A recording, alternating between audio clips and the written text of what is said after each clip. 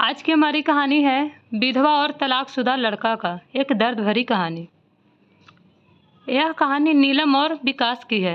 नीलम अपनी शादी के 1.5 महीने बाद ही विधवा हो जाती है और उसके जीवन में अचानक ही पतझड़ आ गया था।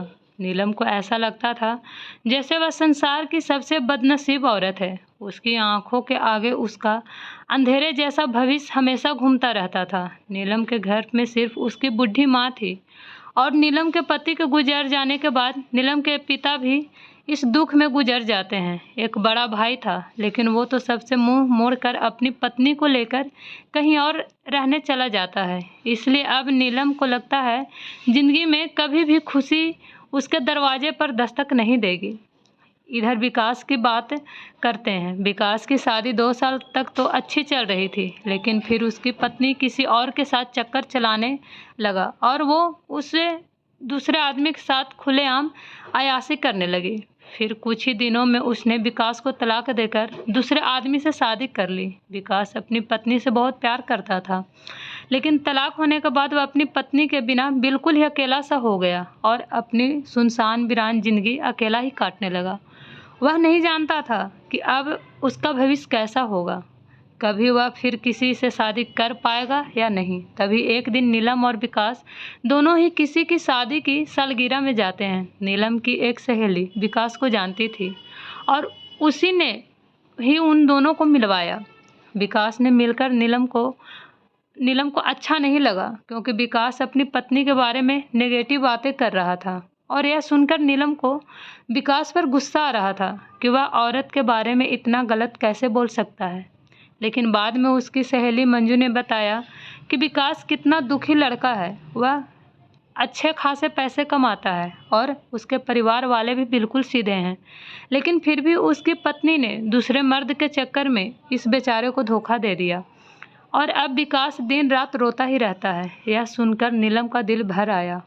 वह मन में सोचने लगी, एक शरीफ लड़के को मैं बिना मतलब ही बुरा समझ रही थी। तो उसी दिन ने नीलम के मन में विकास के लिए एक प्रेम से जाग गया। तभी कुछ ही दिनों बाद नीलम ने अपनी सहेली मंजू से कहा कि मंजू, मैं पता नहीं क्यों विकास को चाहने लगी हूँ और मैं उसे पसंद भी करती हूँ। अगर मंजू तू कुछ उपाय करके मेरी दोस्ती विकास से करवा दे तो शायद मेरी ज़िंदगी संवर जाएगी। तो मंजू ने कहा कि ठीक है, तू कहती है तो मैं किसी बहाने से विकास को अपने घर बुलाती हूँ। मैं उसे तेरी सारी कहानी पहले ही बता दूँगी, फिर तू भी आ जाना, आगे तुम दोनों की किस्मत। तभी मंजू अपने जन्मदिन का बहाना करके विकास को अपने घर बुलाती है और मंजू विकास को नीलम की बीती हुई सारी बात बताती है और वो उसे भी बताती है कि शादी के 1.5 महीने में नीलम विधवा हो गई थी। विकास को नीलम का ऐसा हाल देखकर उसे बहुत दुख होता है। तभी विकास नीलम से मिलता है और उसे समझाता है। वाकई में नीलम एक बहुत दुखी लड़की थी। अब विकास ये तय कर लेता है कि वो नीलम का सहारा बनेगा। नीलम को भी विकास दिल से बहुत पसंद था और दोनों ही बाहर भी मिलने लगे ताकि वो एक दूसरे को सही से समझ सके। एक दिन उन दोनों को ही एक दूसरे से बेहद प्यार हो गया और रात रात भर वो दोनों ही फ़ोन पर चैटिंग भी करते और कभी फ़ोन पर बातें भी कर लेते थे। विकास बहुत ही रोमांटिक लड़का था। वह अपनी बातों से नीलम का दिल जीत चुका था। नीलम को भी विकास के मुंह से अपनी तारीफ सुनना बहुत अच्छा लगता था। दोनों ही हर रविवार को मिलते थे, पार्क में घूमने जाते थे और कभी कभी रात को होटल में डिनर करने भी चले जाते थे।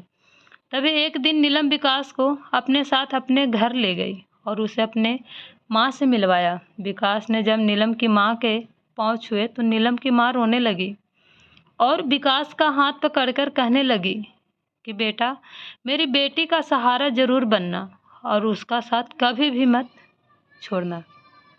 मेरे सिवा इसका कोई भी नहीं है। अब मेरा भी कोई पता नहीं कब उस भगवान का बुलावा आ जाए। अगर मैं मर गई तो मेरी जवान लड़की का क्या होगा। ये सुनकर विकास की भी आंखें में आंसू आ गए और नीलम भी खूब रोने लगी। तभी विकास ने कहा कि माँ जी, आप बिल्कुल चिंता न करें। नीलम का मैं मरते दम तक साथ नहीं छोड़ूंगा और आपको भी कुछ नहीं होगा। और आपकी बेटी का मैं जिंदगी भर ही ख्याल रखूँगा। ये सुनकर नीलम की माँ और नीलम को बहुत ही अच्छा लगा और नीलम विकास का हाथ अपने गालों पर लगाकर रोती है।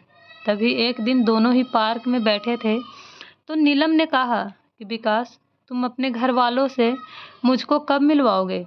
विकास ने बात टाल दी और उससे प्यार भरी बातें करने लगा और कहा, नीलम, मैं तुम्हारे बिल्कुल नज़दीक आना चाहता हूँ। बोलो, तुम मुझे अपने करीब कब आने दोगी? लेकिन नीलम विकास को अपने करीब आने से मना करती है, मगर फिर भी थोड़ा बहुत वो दोनों प्यार कर ही लेते हैं। तभी नीलम की सहेली मंजू ने नीलम के कान भरना शुरू कर दिए। उसने कहा कि नीलम, लड़कों पर इतना जल्दी भरोसा नहीं करते। तू तो सीधी सादी है, विकास को अपनी माँ से भी मिलवा दी। लेकिन विकास ने तुझे किसी से मिलवाया? कहीं ऐसा ना हो कि वो तुझे इस्तेमाल करके न छोड़ दे। यह सुनकर नीलम के कान खड़े हो गए और वह सोचने लगी कि कहीं विकास मुझे धोखा तो नहीं दे रहा है। उधर विकास ये सोच रहा था कि मैं नीलम को अपने घर कैसे लेकर आऊं। मेरा घर बिल्कुल छोटा सा है और मैं उसे अभी नहीं बताऊंगा। उसके लिए मैंने एक घर बुक कर लिया है और 50,000 जमा भी करवा दिया है और बाकी की मैं बैंक से किस्त बनवा लूँगा। 1 महीने बाद विकास का जन्मदिन था। विकास ने सोचा मेरे जन्मदिन पर ही नीलम को सरप्राइज दूंगा और तभी नीलम और उसकी माँ को भी घर बुला लूँगा। उसी दिन नीलम से शादी की सारी बात करके उसे सगाई की रिंग भी पहना दूंगा, क्योंकि नीलम के परिवार में और कोई नहीं है, इसलिए सारा कार्यक्रम और नीलम उसकी माँ के सामने ही हो जाएगा।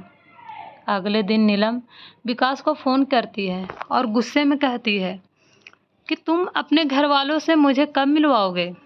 विकास फिर से बात को टालते हुए बात को पलट देता है। तब नीलम का शक और भी बढ़ जाता है। तभी नीलम विकास से कहती है, तुम्हारे बैंक में कितने पैसे हैं? मुझे अपना बैंक बैलेंस दिखाओ। लेकिन विकास ने बैंक बैलेंस दिखाने की बात भी टाल दी, क्योंकि सभी पैसे उसने मकान के बयाने में दे दिए थे और उसके अकाउंट में यही कोई 8 से 10 हज़ार ही पड़े थे। नीलम का शक अब और बढ़ता ही जा रहा था और वो ये सोच लेती है कि विकास वाकई मेरा इस्तेमाल कर रहा है और वो मुझसे शादी भी नहीं करेगा। इसलिए नीलम विकास का फ़ोन तक उठाना बंद कर देती है। उधर विकास एंगेजमेंट की सारी तैयारी कर चुका था। बातों ही बातों में उसने नीलम की अंगूठी का भी नाप ले लिया था और नीलम को इसका पता भी नहीं चला था। विकास ने नीलम की तरफ से खुद की भी अंगूठी बनवा ली थी ताकि नीलम की माँ का कोई भी खर्च ना हो सके। विकास ने किसी से थोड़ा कर्ज लेकर नीलम के लिए साड़ी और उसका सारा सामान खरीद लिया था और उसकी माँ के लिए भी एक सुंदर सी साड़ी खरीद ली। अब विकास ने सबको यह कह दिया कि मेरे जन्मदिन वाली रात को मेरी सगाई नीलम से है और उसके घर में भी उसने सबको बता दिया था। सारी तैयारी हो चुकी थी।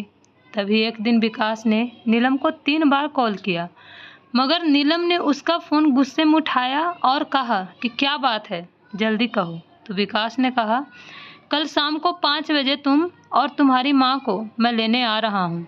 तो नीलम ने कहा कि मुझे कहीं भी नहीं जाना। तो विकास ने कहा कि नीलम, कल मेरा जन्मदिन है।